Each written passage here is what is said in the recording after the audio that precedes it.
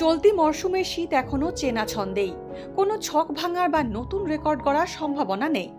22শে December সোমবার কলকাতার সর্বনিম্ন তাপমাত্রা 15.2 ডিগ্রি সেলসিয়াস, যা স্বাভাবিকের থেকে 0.7 ডিগ্রি সেলসিয়াস বেশি।